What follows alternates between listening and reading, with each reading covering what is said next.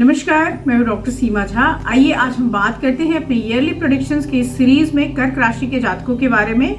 और कर्क राशि के जातकों के लिए यह जो साल है, ऑफ कोर्स साल 2023 उनके करियर और पर्सनल लाइफ दोनों की ग्रोथ को इंडिकेट करता है। सो मैं बताऊंगी इन डिटेल कि कैसे शनि की मूवमेंट और कैसे जुपिटर का अपना प्लेस बदलना और राहु के साथ हो जाना, और साथ ही कैसे बदलेंगी स्थितियां शुक्र और अन्य ग्रहों का जिनका गोचर बहुत जल्दी जल्दी होता है, आपके पूरे ही साल को एक मीनिंग देंगी। आइए जानते हैं इन डिटेल। पर उसके पहले कि अगर आप हमसे नए जुड़े हैं और पहली बार मेरे इस चैनल को देख रहे हैं, kindly like and subscribe my channel. और अगर आप हमारे पुराने दर्शक हैं, kindly give your valuable feedbacks. मैं बात शुरू करती हूँ कर्क राशि के जातकों के बारे में।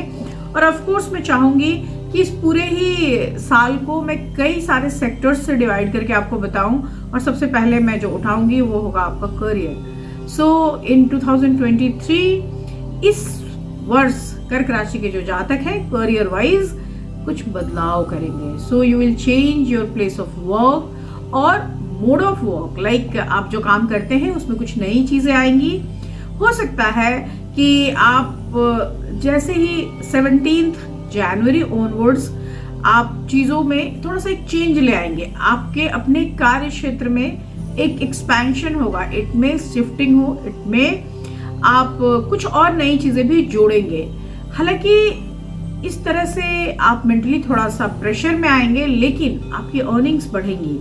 और ऑफ कोर्स मई के महीने में जब गुरु और राहु की वजह से चांडाल दोष आएगा, तो उस पर्टिकुलर टाइम में आपको अपने मेंटल एंजाइटी पे कंट्रोल करने की जरूरत होगी। कार्य क्षेत्र निश्चित रूप से तब तक बदल जाएगा। हो सकता है जो ट्रांसफर हो थोड़े दिन के लिए आपको अच्छा न लगे, पर आने वाले टाइम के लिए निश्चित रूप से यह बदलाव आपके लिए सुखद रहेगा। जहां तक मैं आपके फाइनेंसेस को देख पा रही हूँ, आपका फाइनेंसेस यह पर्टिकुलर ईयर जो है it will give you a mixed kind of results. So like कई बार बहुत अच्छा कुछ मिलेगा और कई बार आपको लगेगा कि अभी बहुत सारा स्ट्रगल बाकी है। वर्ष की शुरुआत में मंगल जो है आपके 11th हाउस में है, ऑल्दो वो वक्री है, तो आमदनी में तो जरूर बढ़ोतरी होती रहेगी। So starting of the year is good for you. यहाँ पर जुपिटर भी आपके भाग्य का साथ दे रहे हैं, लेकिन आर्थिक स्थिति की यह बढ़ोतरी एक सर्टेन टाइम के बाद लाइक मई ऑनवर्ड्स थोड़े टाइम के लिए रुकेगी, क्योंकि यहाँ जो स्थितियां बन रही हैं वहां मई से जुलाई के बीच में थोड़ा सा एक टेंस सा पीरियड है। सो आप अपना निवेश अगर करते हैं किसी भी चीज में, तो वहां पर बहुत सोच समझ कर कीजिए, क्योंकि निवेश की ये स्थितियां अगर आप ढंग से नहीं मैनेज करेंगे तो आपके लिए मुश्किल आ सकती है। ये पर्टिकुलर टाइम आपको पारिवारिक खर्चों की ओर भी इंडिकेट करता है, जिससे आपकी आर्थिक स्थितियां थोड़ी सी चरमराएंगी। जहां तक मैं आपके परिवार की बात करती हूँ, आपके प्रेम संबंधों की बात करती हूँ, तो मैं आपको कह सकती हूँ कि जनवरी से लेकर अप्रैल तक चीजें ठीक है। ऑल्दो जनवरी में भी थोड़ी सी टेंस सिचुएशंस आ रही हैं, तो शुरुआती महीनों में पारिवारिक जीवन में एक थोड़ा सा तनाव है। मई के महीने में भी पारिवारिक जीवन में एक अनकंफर्ट सा जोन आएगा। हालांकि इस पर्टिकुलर टाइम में आपके फादर की हेल्थ में भी थोड़ा सा ट्रबल आएगा, और नवंबर ऑनवर्ड्स चीजें ठीक होनी शुरू हो जाएंगी। आपको अपने परिवार और विवाह की जो स्थितियां हैं इसके बीच की चुनौतियों को देखना होगा।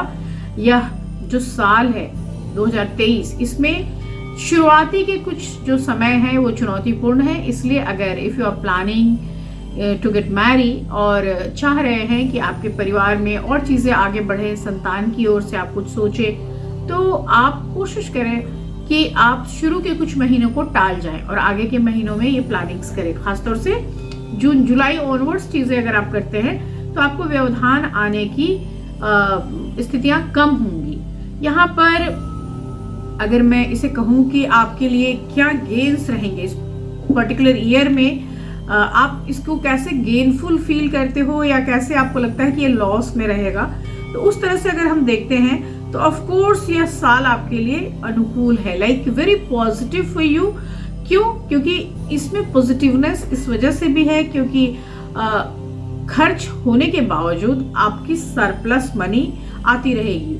और जो लॉन्ग टर्म इन्वेस्टमेंट है उससे भी आपको धन लाभ के योग बनेंगे। आपकी जितनी आर्थिक योजनाएं हैं, what ever you have plan, वो सारी चीज सक्सेसफुल वे में आपके सामने आएगी। जनवरी से अप्रैल तक का जो मंथ है that will give you lot of money. इस पर्टिकुलर टाइम में आप बहुत लाभ कमाएंगे। और अप्रैल और मई के महीनों में जो गवर्नमेंट सेक्टर है वहां से भी आपको कुछ ना कुछ लाभ निकल कर आएगा।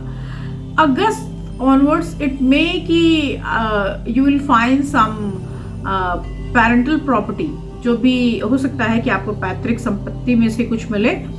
और इन सब के अलावा जो मंथ्स आएंगे उसमें थोड़ा बहुत उतार चढ़ाव होगा। हालांकि एंड ऑफ द ईयर की हम बात करें तो वहां पर फिर आपके पास plenty of mass of wealth I can say वहां दिख रहा है।